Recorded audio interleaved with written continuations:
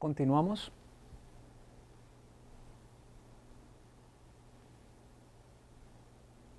Con la creación y asignación de valores en variables. La memoria del computador, de los computadores actuales, es bastante grande y una manera de manipularla es almacenando valores allí que después vamos a operar, a combinar, a operar para calcular nuestros resultados. Clásicamente existen tipos de valores sencillos como los numéricos, ¿sí? Como las cadenas de caracteres, y los numéricos normalmente los separamos en dos, en los enteros y los de punto flotante, ¿sí?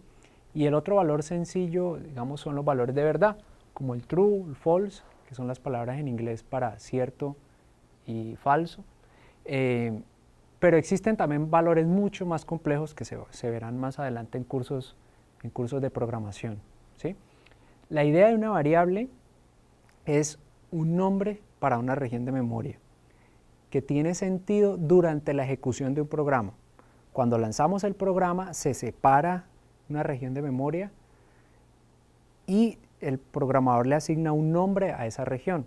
De ahí en adelante él puede manipular el valor que está almacenado allí muchas veces, ¿sí? Con las instrucciones del lenguaje de programación, y se puede también preguntar cuál es el valor el valor actual de esa variable.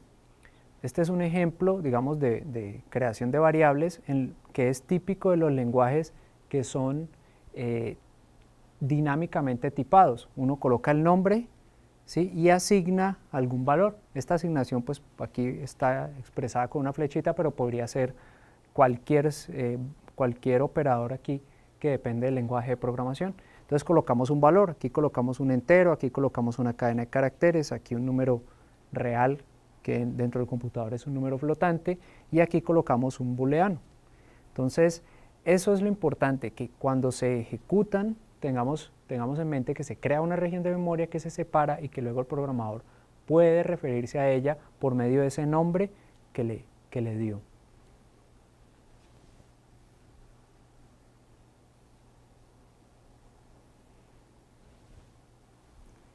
Otro concepto importante es el de operador. Un operador se representa con un símbolo, por ejemplo aquí el más, y nos sirve para representar una operación que se realiza con valores. En este caso tenemos el valor 5, el valor 2, los vamos a sumar y el resultado lo vamos a almacenar en esta variable. Pero también los operadores, aquí como el menos, que representa la resta, lo podemos utilizar con una expresión compleja. En este caso una expresión sencilla es el valor actual de var. Si ejecutáramos estas dos instrucciones en secuencia, aquí var quedó con el valor actual 7.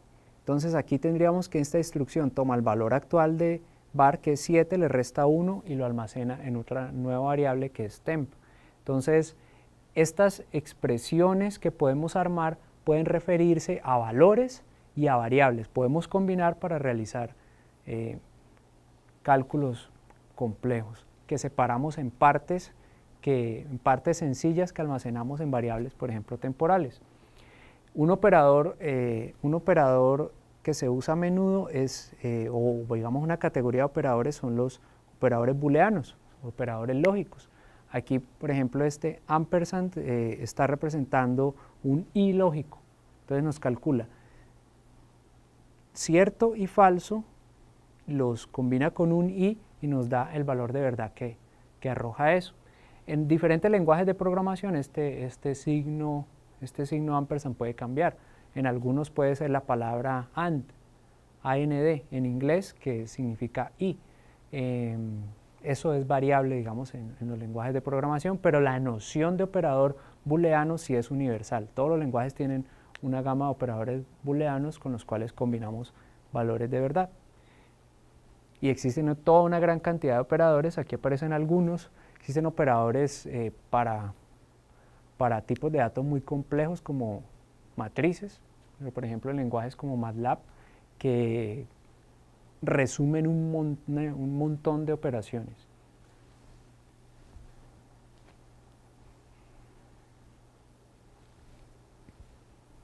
Bueno, ahora vamos a ver algunos tipos de errores, unas categorías de errores que nos encontramos programando. Una primera categoría es la de errores lógicos. Estos son bien difíciles de encontrar. Los errores lógicos, pongamos un ejemplo, estamos programando en PSINT, tenemos un programa escrito, le damos a ejecutar, PSINT lo analiza, él hace un chequeo sintáctico, que hayamos escrito los elementos en el orden en que debe ser, y un chequeo semántico de correspondencia, de coherencia interna. Todas estas reglas semánticas las vamos a ir viendo más adelante. Y después de esos chequeos se lanza el programa, o sea que el programa está correcto tanto sintáctica como semánticamente. Y luego nos damos cuenta que el resultado no era lo que esperábamos, que no calcula lo que queríamos. Entonces, ese es un error lógico. Entonces, tenemos un problema, tenemos un modelo mental de lo que debe hacer el programa, pero el programa hace otra cosa diferente a ese modelo mental que tenemos. Entonces, hay que encontrar cuál es el problema. Estos son los más difíciles porque ahí tenemos que lidiar como con nuestra propia mente.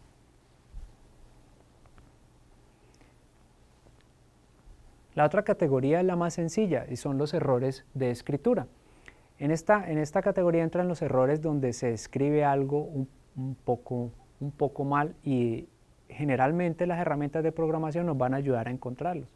Por ejemplo, escribimos un nombre de variable que empiece con un número. Por ejemplo, digamos, escribimos 6 bar. Entonces, en muchos lenguajes de programación, las variables no pueden empezar con un número, tienen que empezar con una letra, a veces con un símbolo.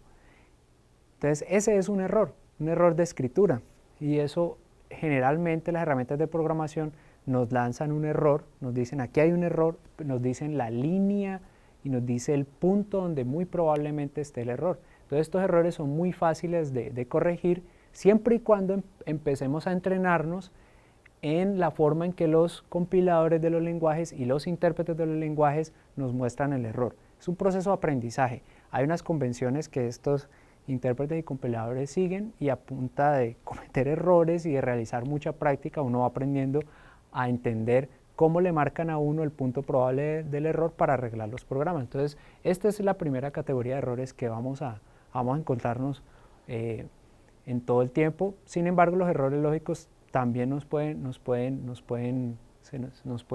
presentar en los programas.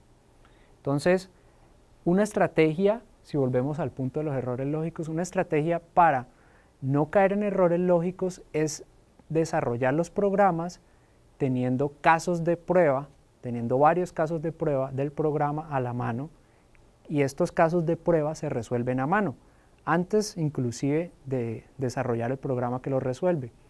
Si nosotros tenemos casos de prueba y los ejecutamos, nos vamos dando cuenta que el programa va siendo correcto. Podemos tener casos de prueba de partes del programa. Entonces vamos desarrollando el programa de a poco, vamos avanzando de a poco, resolviendo pequeños subproblemas y mirando con los casos de prueba que el modelo mental que tenemos de lo que debe hacer el programa efectivamente sea lo que el computador calcula cuando lo ejecutamos.